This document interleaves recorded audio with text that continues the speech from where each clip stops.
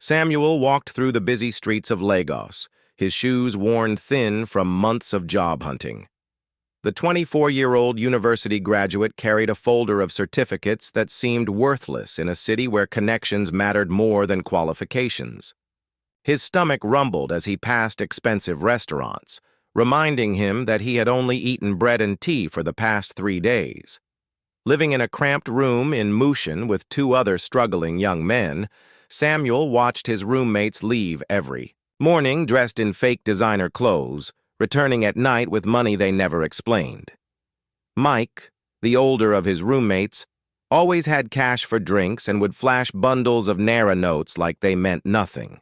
When Samuel asked about work, Mike would just smile and say he had found a better way to make money than waiting for some company to hire him.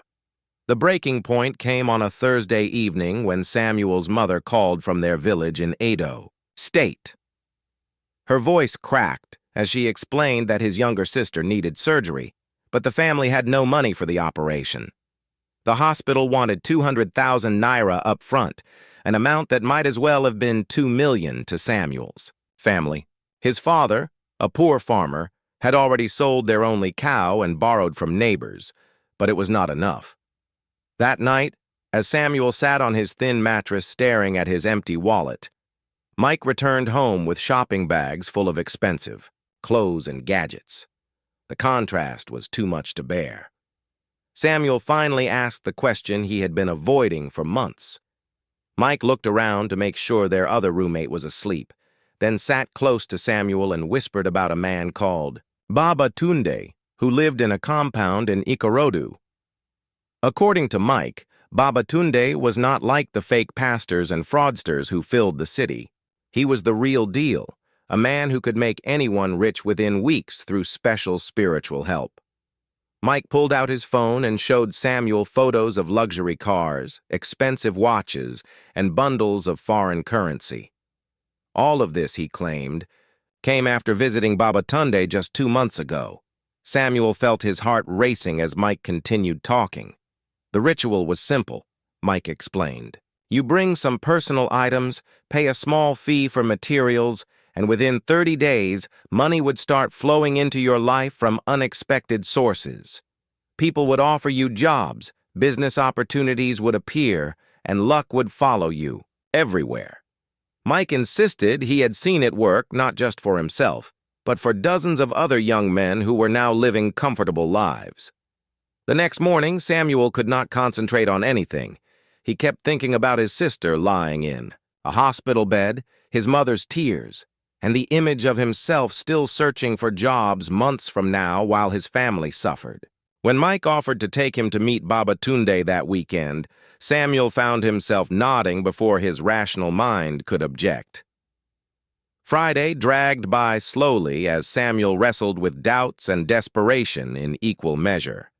He had always been a logical person who believed in hard work and education. His parents had raised him to trust in God and honest effort. But watching his certificates gather dust while his family faced a medical emergency made those beliefs feel naive and useless. Mike had warned him to bring 5,000 naira for consultation and materials, money Samuel did not have. In desperation, he sold his laptop, the one thing of value he owned, to a computer dealer for far less than it was worth. The buyer, sensing Samuel's desperation, offered only 4,000 naira for a laptop that had cost him 40,000 when his parents bought it for his final year project. As Saturday approached, Samuel felt like he was standing at the edge of a cliff. Part of him knew he was about to cross a line he might never be able to uncross. But the image of his sister and the weight of his family's expectations pushed him forward. He told himself this was just a consultation, that he would listen to what Baba Tunde had to say and then decide. The night before the trip, Samuel barely slept. He kept thinking about stories he had heard growing up, warnings from his grandmother about people who took shortcuts to wealth and ended up paying terrible prices. But those were just village superstitions, he told himself. This was different. Mike was living proof that it worked, and Mike seemed perfectly normal and happy. When morning came, Samuel dressed in his best clothes and met Mike at the bus stop. As they boarded the Danfo bus that would take them to Ikorodu, Samuel noticed other young men who seemed to be making the same journey. They all had the same look in their eyes, a mixture of hope and desperation that Samuel recognized because he saw it in the mirror every day. The bus ride felt like a journey to another world, taking him away from everything familiar and safe into something unknown and potentially dangerous. The compound in Ikorodu looked ordinary from the outside, just another residential building with peeling paint and rusty gates. But Samuel noticed something unsettling as they approached. Despite the early afternoon heat, the compound felt unusually cold, and there was a strange smell in the air that reminded him of burning herbs mixed with something else he could not identify. Mike knocked on the gate in a specific pattern, 3 quick taps, followed by 2 slow ones. An elderly woman opened it without saying a word, her eyes scanning Samuel from head to toe before stepping aside to let them enter. The compound was larger than it appeared from the street, with several small buildings arranged around a central courtyard where other young men sat waiting on wooden benches. Samuel counted at least 15 people waiting, all men between the ages of 20 and 35. Some looked nervous like himself, while others appeared to be returning visitors who chatted quietly among themselves. A few wore expensive clothes and jewelry that seemed out of place in the humble surroundings, making Samuel wonder if they were success stories or just better at pretending. Babatunde finally emerged from one of the buildings around 4 in the afternoon. He was a tall, thin man in his 60s with penetrating eyes and traditional marks on his cheeks. Despite his age, he moved with surprising energy and spoke in a commanding voice that made everyone in the compound fall silent when he appeared. The consultation took place in a small, dimly lit room filled with strange objects Samuel had never seen before. Animal skulls hung from the ceiling, cowrie shells were scattered across a wooden table, and burning incense created thick clouds of smoke that made his eyes water. Babatunde sat across from Samuel and stared at him for several uncomfortable minutes without speaking. When Babatunde finally spoke, his words sent chills down Samuel's spine. Without being told anything about Samuel's situation, the old man described his family's financial problems, his sister's illness, and even mentioned specific details about Samuel's failed job interviews. The accuracy was so precise that Samuel began to believe Mike's claims about Babatunde's supernatural abilities. Babatunde explained that Samuel's family was under a spiritual blockage that prevented money from reaching them. This blockage, he claimed, had been placed on their bloodline by jealous relatives years ago and would continue to cause poverty and suffering until it was removed. The solution was a money ritual that would not only break the curse, but also attract wealth and opportunities beyond Samuel's wildest dreams. The ritual itself sounded simple enough. Samuel would need to provide some personal items, including hair clippings, nail clippings, and a piece of clothing he had worn for at least a week. Babatunde would combine these with special herbs and other materials to create what he called a spiritual magnet for money. The process would take exactly 21 days, during which Samuel must follow specific instructions and return for progress checks. But then came the part that made Samuel's stomach turn. Babatunde casually mentioned that the ritual required a small blood sacrifice to make it effective. Not human blood, he quickly clarified, but the blood of a white ram that would be slaughtered during the ceremony. Samuel would need to purchase the ram himself and bring it to the compound the following weekend. The cost was staggering. The white ram alone would cost 50,000 naira, plus another 30,000 for Babatunde's services and materials. 80,000 naira total, more money than Samuel had ever possessed at one time in his life. When he explained that he did not have such funds, Babatunde smiled knowingly and offered what he called a payment plan. Samuel could pay 20,000 naira immediately and bring the remaining 60,000 on the day of the ritual. To raise This money, Babatunde suggested that Samuel borrow from friends, family members, or even moneylenders. The old man assured him that within a month of completing the ritual, Samuel would have enough money to pay back any debts and still have plenty left over for his family's needs. As they prepared to leave the compound, Babatunde gave Samuel a small leather pouch containing what he said were protective herbs. Samuel was instructed to keep the pouch with him at all times and to return the following Saturday with the first payment and the required personal items. The old man also warned Samuel not to discuss the ritual with anyone except Mike, as negative. Thoughts from others could interfere with its effectiveness. The journey back to Lagos felt like a blur to Samuel. His mind raced with conflicting thoughts about what he had experienced. On one hand, Babatunde's knowledge of his personal situation seemed to prove that the man possessed genuine supernatural abilities.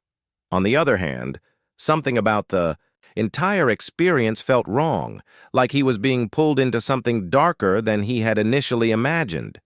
Mike was enthusiastic about Samuel's consultation, congratulating him on being accepted by Babatunde and assuring him that the investment would be the best decision he ever made. As proof of the ritual's effectiveness, Mike showed Samuel his bank account balance, which contained more money than most people in their neighborhood earned in a year. That night, Samuel lay awake, calculating how he could possibly raise 20,000 naira by the following Saturday. His laptop was already sold, and he owned nothing else of significant value. His friends were as poor as he was, and asking his family for money when they were struggling with medical bills seemed impossible. The only option appeared to be approaching one of the loan sharks who operated in the neighborhood, dangerous men who charged enormous interest rates and used violence to collect debts. As he held the leather pouch Babatunde had given him, Samuel noticed that it felt unnaturally warm against his skin and seemed to pulse with a faint rhythm, almost like a heartbeat. The sensation was so unsettling that he considered throwing it away, but fear of angering Babatunde kept the pouch in his pocket. He was already in too deep to turn back now, or so he told himself as he finally drifted off to sleep, unaware that his real troubles were just beginning. Samuel's desperation led him to Alhaji Musa, a moneylender known throughout Mushin for his willingness to lend to anyone, regardless of their ability to repay. The man operated from a small shop that served as a front for his lending business, and his reputation for violent debt collection made even hardened criminals avoid borrowing from him unless absolutely necessary. Alhaji Musa was a heavy-set man in his 50s who wore traditional northern attire and spoke with a deceptively gentle voice. When Samuel explained that he needed 20,000 naira urgently, the man studied him carefully before asking what collateral he could offer. Samuel had nothing valuable left, so Alhaji Musa proposed an alternative arrangement that made Samuel's blood run cold. If Samuel could not repay the loan within 2 weeks, he would work for Alhaji Musa's organization doing whatever jobs were assigned to him, no questions asked. The moneylender explained that these jobs might involve traveling to different cities, carrying packages, or helping with business operations that required absolute discretion. Samuel understood the implications, but felt he had no choice. The contract was simple and terrifying. 20,000 naira immediately, with 40,000 naira due back in exactly 14 days. If Samuel failed to pay, he would become what Alhaji Musa euphemistically called a business associate for a period of 6 months. The interest rate was effectively 100%. But Samuel signed the papers anyway, telling himself that Babatunde's ritual would solve all his financial problems. With the money in his pocket, Samuel felt a brief moment of relief followed, immediately by crushing anxiety about what he had committed himself to. He spent the next few days collecting the personal items Babatunde had requested, cutting his own hair and nails in the privacy of his room while his roommate slept. The piece of clothing was easy since he had been wearing the same shirt for over a week due to his limited wardrobe. Saturday arrived faster than Samuel wanted. He met Mike at the same bus stop, but this time he noticed that his roommate seemed less enthusiastic about the trip. When Samuel asked if something was wrong, Mike brushed off his concerns and insisted that everything was fine, but his behavior remained strange throughout the journey to Ikorodu. The compound was busier than during Samuel's first visit, with nearly 30 young men waiting in the courtyard. Samuel recognized some faces from the previous week, but he also noticed that several of the men who had been there before were absent. When he asked Mike about this, his roommate avoided eye contact and muttered something about people getting impatient and leaving the program early. Babatunde conducted the first phase of Samuel's ritual in a different room, one that was even darker and more disturbing than the consultation room.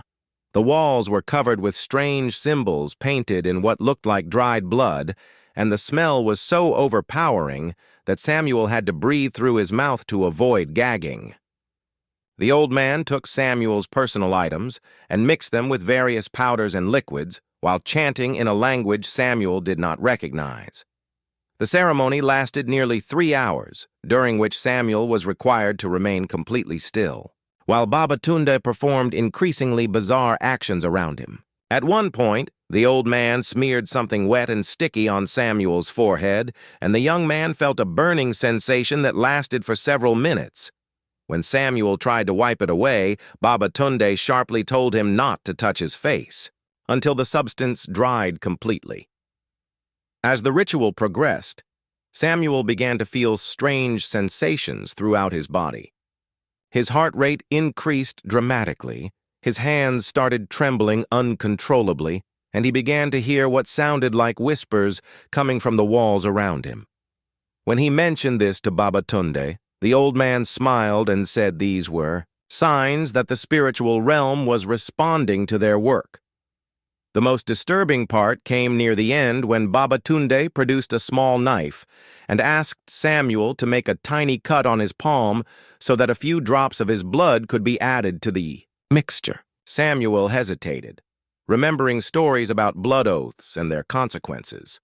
But Babatunde assured him that this was just a formality to seal the spiritual contract between Samuel and the forces that would bring him wealth. The cut was small, but surprisingly painful, and Samuel watched as his blood dripped into a clay bowl containing the other ritual materials. Babatunde stirred the mixture with a wooden stick while continuing his chanting, and the room seemed to grow even colder despite the afternoon heat outside. Samuel felt like he was watching everything happen to someone else, as if his consciousness had somehow separated from his physical body. When the ceremony finally ended, Babatunde gave Samuel detailed instructions for the next 20 days. He must wear a special amulet around his neck, eat only certain foods on specific days, and avoid physical contact with women entirely during the ritual period.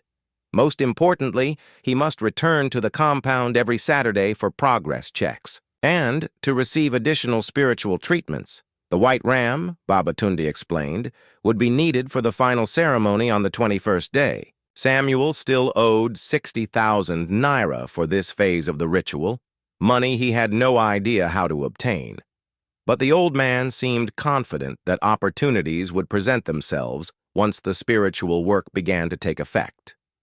As Samuel prepared to leave the compound, he felt fundamentally changed by what he had experienced. The amulet around his neck felt heavy and warm against his skin, and the cut on his palm throbbed with each heartbeat. Mike was unusually quiet during the journey back to Lagos, and Samuel noticed that his roommate kept glancing at him with what looked like pity or regret. That night, Samuel experienced vivid and disturbing dreams filled with images he could not understand. He dreamed of dark figures surrounding his bed, of his sister calling for help from a great distance, and of himself drowning in a river of blood while mysterious voices laughed at his struggles. He woke up several times covered in sweat, and each time he checked his phone, only minutes had passed since he last looked at the time. By morning, Samuel felt exhausted despite having spent most of the night in bed. The amulet had left a rash around his neck, and the cut on his palm had become infected and was beginning to smell strange. When he looked in the mirror, his reflection seemed somehow different. though he could not pinpoint exactly what had changed about his appearance. The next few days passed in a haze of anxiety and strange occurrences that Samuel tried to convince himself were just coincidences. The promised changes began to manifest in ways Samuel had not expected. On the third day after the ritual, he received a phone call from a company he had applied to months earlier. The human resources manager offered him an interview for a position that paid twice the salary of jobs he had been seeking. Samuel was excited until he arrived at the supposed company address and found an empty building with a security guard who insisted no such company existed there. Similar incidents occurred throughout the week. Samuel received calls about job opportunities. That turned out to be scams, business proposals from people who never showed up to meetings, and messages about winning contests he had never entered. Each false hope raised his expectations only to crush them more completely, leaving him more desperate and confused than before.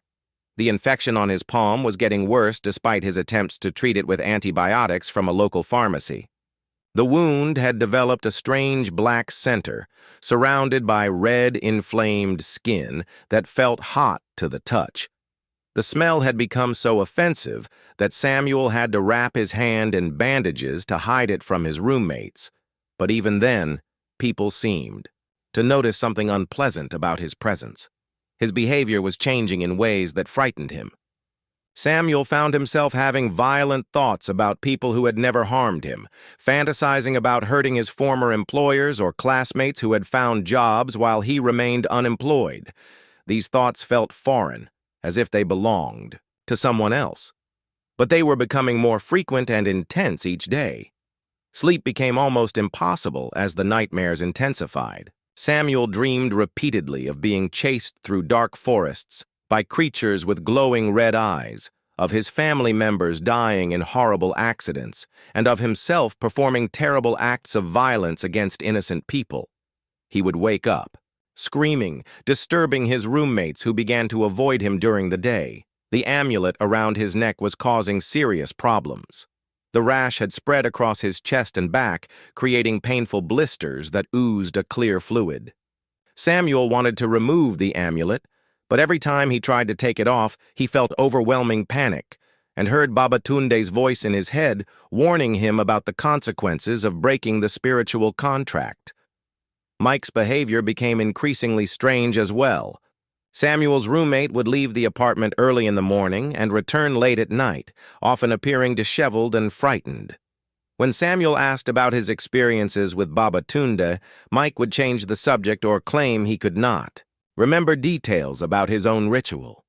The expensive clothes and gadgets Mike had flaunted were nowhere to be seen, replaced by his old, worn-out possessions. The deadline for repaying Al-Haji Musa was approaching rapidly, and Samuel had not found any legitimate source of income. In desperation, he called the moneylender to ask for an extension, but Al-Haji Musa's response was cold and final. The terms of their agreement were non-negotiable, and Samuel had less than a week to produce 40,000 naira, or begin working, for the organization. Samuel's family situation was deteriorating as well. His mother called to report that his sister's condition had worsened and that the doctors were pressuring them to proceed with surgery immediately. The hospital was threatening to discharge his sister if payment was not made within days, effectively sentencing her to death since no other medical facility in the area would treat her without upfront payment. Panic drove Samuel to make increasingly irrational decisions. He attempted to steal money from his other roommate but was caught in the act, leading to a confrontation that nearly resulted in violence. His roommate, a gentleman who had always treated Samuel with kindness, was so shocked by the attempted theft that he demanded Samuel move out immediately. With nowhere else to turn, Samuel decided to confide in his pastor about his situation. Pastor Johnson had known Samuel since childhood and had always offered wise counsel to young members of the congregation. But when Samuel began to describe his experiences with Babatunde, the pastor's expression changed from concern to horror. Pastor Johnson immediately recognized the symptoms Samuel was describing and explained that he had seen similar cases many times over the years. The ritual Samuel had participated in was not designed to bring wealth, but to create spiritual bondage that would make him increasingly desperate and willing to do anything for money. The infected wound, disturbing dreams, and personality changes were all classic signs of what the pastor called spiritual contamination. The pastor explained that money rituals never produced the promised results because they were fundamentally deceptive. The apparent success stories like Mike were either temporary illusions or cases where people became involved in criminal activities that provided short-term wealth at the cost of their souls and freedom. Many young men who pursued these shortcuts ended up in prison, mental institutions, or dead from mysterious circumstances. According to Pastor Johnson, the only way to break free from the spiritual bondage was through intensive prayer, fasting, and complete abandonment of any further contact with Baba Tunde or his associates. This meant Samuel would need to remove the amulet regardless of his fears and dispose of any materials connected to the ritual. The process would be difficult and potentially dangerous, but it was his only hope for survival. Samuel wanted to believe the pastor's words, but his desperation made him hesitant to abandon what still seemed like his best chance for solving his family's problems. The deadline with Alhaji Musa was only 5 days away. His sister needed surgery immediately, and he had no other options available. Pastor Johnson's solution required faith and time, neither of which Samuel felt he possessed in sufficient quantity. That night, as Samuel wrestled with his decision, he received a phone call that changed everything. The voice on the other end was unfamiliar, but the caller knew Samuel's name and claimed to have a business proposition that would solve all his financial problems. The man offered to meet Samuel the next day to discuss an opportunity that would pay 100,000 naira for a single day's work. Despite Pastor Johnson's warnings echoing in his mind, Samuel found himself agreeing to the meeting. The caller provided an address in Victoria Island and instructed Samuel to come alone and tell no one about their conversation. As Samuel hung up the phone, he felt the amulet around his neck pulse with what seemed like satisfaction, and he realized that he was no longer in control of his own decisions. The address led Samuel to an upscale hotel in Victoria Island, a part of Lagos he rarely visited due to its expensive reputation. The contrast between his shabby appearance and the luxury surrounding him made him feel even more desperate and out of place. In the lobby, he was met by a well-dressed man in his 40s who introduced himself simply as Mr. Williams. Mr. Williams led Samuel to a private suite where 2 other men were waiting. They appeared to be businessmen, wearing expensive suits and speaking in hushed tones about matters Samuel did not understand. The atmosphere in the room felt tense, and Samuel noticed that all 3 men kept glancing at him with expressions that made him deeply uncomfortable. The job offer was presented as a simple courier service. Samuel would receive a package that needed to be delivered to an address in Abuja, the capital city. The package was small, about the size of a shoebox, and Samuel was told it contained important business documents that required hand delivery. For this simple task, he would receive 100,000 naira, with 50,000 paid up front and the remainder upon successful delivery. The terms seemed too good to be true, which should have been Samuel's first warning. Mr. Williams explained that the urgency of the delivery and the sensitive nature of the documents justified the high payment. Samuel would travel by bus to Abuja the next morning, make the delivery, and return to Lagos the same day. The entire process would take less than 24 hours. When Samuel asked about the contents of the package, the men exchanged glances before Mr. Williams assured him that it was nothing illegal, just confidential business materials that their company preferred to handle through private couriers rather than commercial delivery services. They emphasized that Samuel should not attempt to open the package or discuss the delivery with anyone, as this would violate client confidentiality. The 50,000 naira upfront payment was more money than Samuel had ever held at one time. As he counted the crisp bills, His rational mind screamed warnings about the suspicious nature of the job, but his desperation overrode his better judgment. This money would allow him to repay Alhaji Musa and still have funds left for his sisters. Medical emergency. Mr. Williams provided Samuel with detailed instructions for the delivery. He would travel to a specific address in the Garki district of Abuja, ask for someone called Oga Emeka, and hand over the package in exchange for a receipt. The men stressed that Samuel should leave Abuja immediately after making the delivery, and avoid spending unnecessary time in the capital city.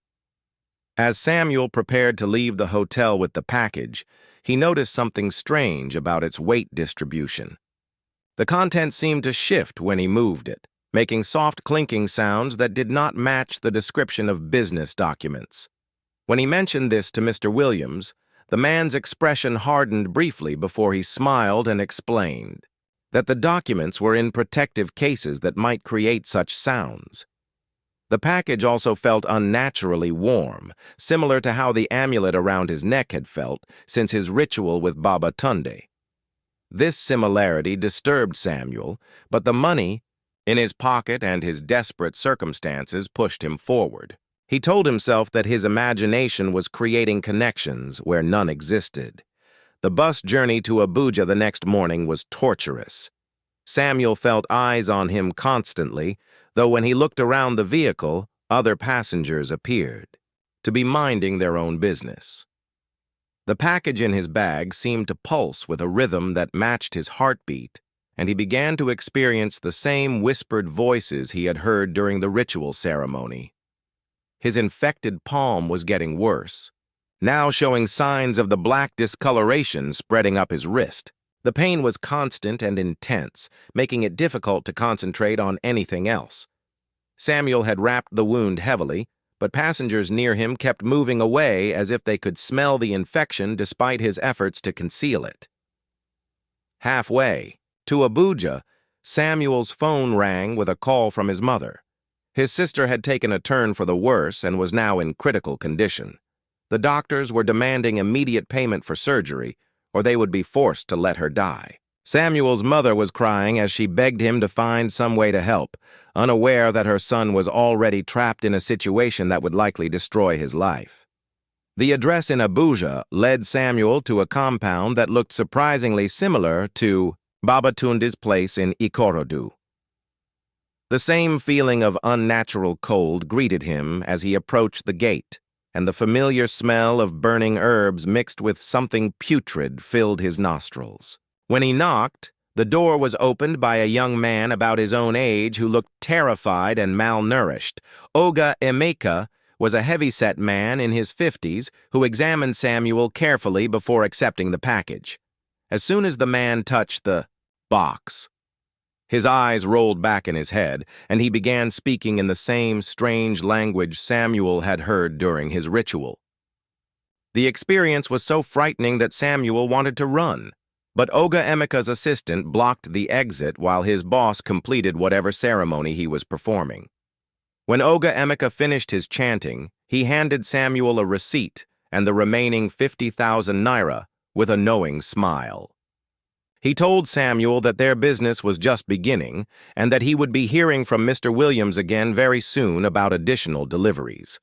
The man's words carried an ominous tone that made Samuel realize he had not completed a simple courier job, but had instead become part of something much darker. The return journey to Lagos was a nightmare of guilt, fear, and physical pain. Samuel's infected hand was now clearly showing signs of serious systemic infection, with red streaks running up his arm toward his heart. His fever was high enough to cause hallucinations, and he kept seeing his sister's face in the bus windows, pleading with him to save her life. By the time Samuel reached Lagos that evening, he was barely conscious from the infection and fever. His phone had dozens of missed calls from his family, Mr. Williams, Alhaji Musa, and Pastor Johnson. As he stumbled toward his apartment, Samuel realized that he was no longer just Samuel the unemployed graduate looking for opportunities. He had become something else entirely, a tool being used by forces he did not understand for purposes that would likely cost him everything he had ever valued. The amulet around his neck was now burning his skin constantly, and the package he had delivered had left a permanent mark on his hands where he had carried it. Samuel understood with horrible clarity that he had not solved his problems by accepting Mr. Williams's offer. Instead, he had traded his soul and his future for temporary money that would never be enough to satisfy the spiritual debts he was accumulating. Samuel's condition deteriorated rapidly over the next few days.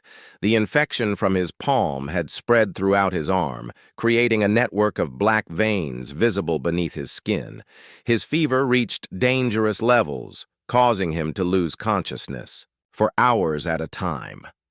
When he was awake, he experienced terrifying hallucinations of demons surrounding his bed and the voices of his family members calling for help from great distances. On Thursday morning, Samuel received devastating news from home. His sister had died during the night, her body unable to wait any longer for the surgery that never came. Samuel's mother was inconsolable, blaming herself for not finding the money in time, unaware that her son had been trying desperately to save his sister through methods that had ultimately damned his own soul. The guilt of his sister's death, combined with his deteriorating physical and mental state, finally broke Samuel's resistance to Pastor Johnson's advice. With his remaining strength, he called the pastor and begged for help.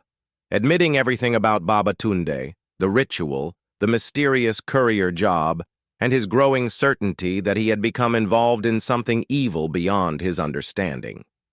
Pastor Johnson arrived at Samuel's apartment within hours, accompanied by 2 other ministers and a doctor from their congregation. What they found shocked even the experienced pastor, who had dealt with many cases of spiritual bondage over the years. Samuel was barely recognizable, his face gaunt and his eyes sunken, with the infection having spread to cover most of his upper body in black, putrid wounds. The removal of the amulet required 3 grown men to hold Samuel down while he screamed and thrashed as if fighting for his life. The moment the cursed object was cut from his neck, Samuel vomited a black substance that filled the room with a stench so overwhelming that everyone present had to cover their faces. The amulet itself seemed to resist removal, burning the hands of anyone who touched it until Pastor Johnson wrapped it in a blessed cloth. The spiritual deliverance process took nearly 12 hours, during which Samuel experienced what felt like a battle for his very soul. He saw visions of Baba Tunde, Mr. Williams, and other figures he did not recognize, all of them angry about his attempt to break free from their control. The voices in his head became a constant screaming, threatening him with death if he continued. The prayer and fasting process. During the deliverance, Samuel confessed to crimes he had not realized he was committing. The package he had delivered to Abuja contained human organs harvested from ritual murder victims, making him an unwitting accomplice to homicide. Mr. Williams and his associates were part of a network that used desperate young men like Samuel to transport body parts between ritual practitioners in different cities. The realization that he had participated in murder, even unknowingly, sent Samuel into a psychological breakdown that required immediate medical intervention. The doctor diagnosed him with severe blood poisoning from his infected wounds, malnutrition from weeks of poor eating, and psychological trauma that would require long-term treatment to address. As Samuel recovered in a private clinic funded by his church, the full scope of the network he had become involved with began to emerge. Pastor Johnson worked with law enforcement to investigate Baba Tunde's compound, but when police arrived, they found the buildings empty and abandoned, with only strange symbols painted on the walls and the lingering smell of death in the air. Mike, Samuel's former roommate, was found dead in his apartment 3 days after Samuel's deliverance. The official cause of death was listed as heart failure, but his body showed the same black veins and putrid wounds that had covered Samuel before. His healing. Other young men who had participated in Baba Tunde's rituals began dying under mysterious circumstances, their deaths occurring exactly 21 days after their final ceremonies. The investigation revealed that Babatunde was not a traditional healer but a sophisticated criminal who used religious beliefs and desperation to recruit unwitting accomplices for organ trafficking and ritual murder. The supposed money rituals were designed to create psychological dependence and spiritual bondage that made victims willing to do anything for promised wealth that never materialized. Samuel learned that the temporary wealth displayed by people like Mike came from committing increasingly serious crimes on behalf of the network. The expensive clothes and gadgets were loans that had to be returned, creating the illusion of prosperity while the victims accumulated debts that could only be repaid through further criminal activity. Most participants died or disappeared within months of their initial involvement. The courier job that had seemed like Samuel's salvation was actually a test of his willingness to transport illegal materials without asking questions. Had he successfully completed several such deliveries, he would have been recruited for more serious crimes, including kidnapping, murder, and the harvesting of human organs for ritual purposes. His spiritual deliverance had literally saved his life by breaking the psychological control that would have led him deeper into the network. Recovery was a long and painful process that took over a year to complete. Samuel's physical wounds healed slowly, leaving permanent scars across his chest and arms that served as constant reminders of his experience. The psychological trauma required intensive counseling to address, as Samuel struggled with guilt over his sister's death and his unwitting participation in violent crimes. The financial problems that had driven Samuel to seek spiritual solutions remained unsolved, but his perspective on money and success had changed completely. Through his church's support network, he found legitimate employment as a security guard, earning barely enough to survive but working honestly for his income. He used his story to warn other young men about the dangers of seeking shortcuts to wealth. Samuel discovered that his sister's death, while devastating, had not been caused by his failure to provide money for her surgery. Medical records revealed that her condition was more advanced than doctors had initially diagnosed, and even with immediate surgery, her chances of survival had been minimal. This knowledge helped reduce his guilt, but could not eliminate the pain of losing her while he was trapped in spiritual bondage. The money Samuel had received from Mr. Williams seemed cursed, even after his deliverance.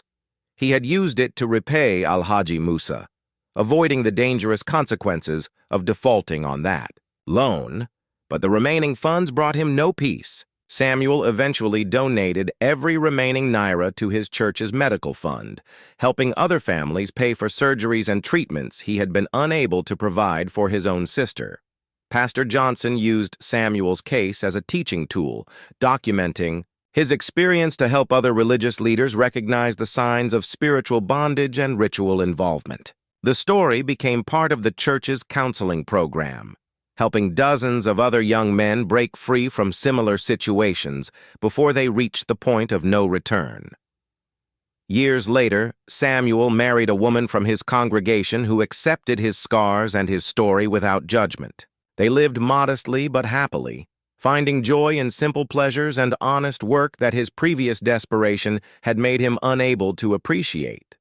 Samuel often spoke to youth groups about his experience, emphasizing that legitimate success required patience, hard work, and faith, rather than spiritual shortcuts that promised immediate wealth. The compound in Ikorodu, where Babatunde had operated, was eventually demolished, but Samuel knew that similar operations continued throughout the country, preying on desperate young men who believed that spiritual intervention could solve their financial problems. His own survival and recovery served as proof that escape was possible, but only through complete abandonment of the lies that had initially attracted him to seek supernatural assistance. Samuel's story became a warning that spread throughout Lagos and beyond, helping other young men recognize the signs of spiritual manipulation and criminal recruitment.